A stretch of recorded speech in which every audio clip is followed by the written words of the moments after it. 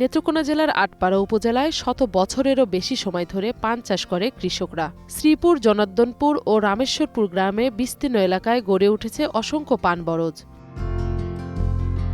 ভোর থেকে বরজে কাজ শুরু করেন চাষিরা। পানের লতাপাতা বাঁধা, আগাছা পরিষ্কার এবং প্রয়োজনীয় সেচ দেওয়া সহ রোগবালাই দমনে নিষ্ঠার সাথে কাজ করেন তারা। আধুনিক প্রযুক্তির কিছু ব্যবহার থাকলেও পানের যত্নে এখনো পুরনো অভিজ্ঞতায় ভরসা। অনেক পরিবারের একমাত্র আয়ের উৎস এই পান চাষ।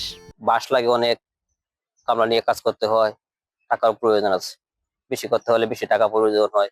3 কাঠায় বলা হয় 14 আনা, আর এটা 50 বছর 100 বছর ধরে করা হইতেছে। এই ঐতিহ্য আমরা পুরনো ঐতিহ্যটা থেকে নতুন ভাবে তুলে ধরছি। এ অঞ্চলের উৎপাদিত পান স্থানীয় চাহিদা মিটিয়ে সরবরাহ হচ্ছে সুনামগঞ্জ ও সিলেটেও।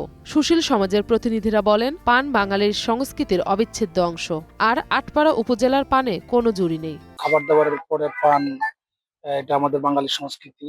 পান চাষ বা অকৃষি যে জমিগুলো রয়েছে সেগুলোকে পানের চাষের আওতায় আনা হলে এখানে সাধারণ বেকাররা এখানে উপকৃত হতো, তাদের বেকারত্ব ঘুচতো। বিশেষ করে তারা যদি সরকারি সহযোগিতা পায় তাহলে তাদের যে শত বছরের ঐতিহ্য সেটা তারা ধরে রাখতে পারবে আর কি। আটপাড়া উপজেলার কৃষি কর্মকর্তা ফয়জুন নাহার নিপা বলেন, উৎপাদন বাড়াতে কৃষকদের নিয়মিত প্রণোদনা দেওয়া হচ্ছে।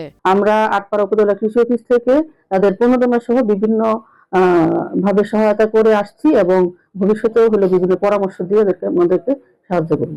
সঠিক ব্যবস্থাপনা ও বাজার সহায়তা পেলে এ খাত থেকে আরো বেশি লাভবান হওয়া সম্ভব বলে মনে করেন বিশেষজ্ঞরা। পান চাষও একটা বাণিজ্যিক উদ্যোগ। পান চাষের মাধ্যমে বাণিজ্যিকভাবে একজন কৃষক লাভবান হতে পারে। পান চাষটা একজনের লাভ দেখে অন্যজনের মাঝে দ্রুতই সম্প্রসারণ হচ্ছে। শত বছরের ঐতিহ্য আর প্রজন্মের পর প্রজন্মের শ্রমে গড়ে ওঠা নেত্রকোনার পান চাষ আজও টিকে আছে কৃষকদের নিষ্ঠায়।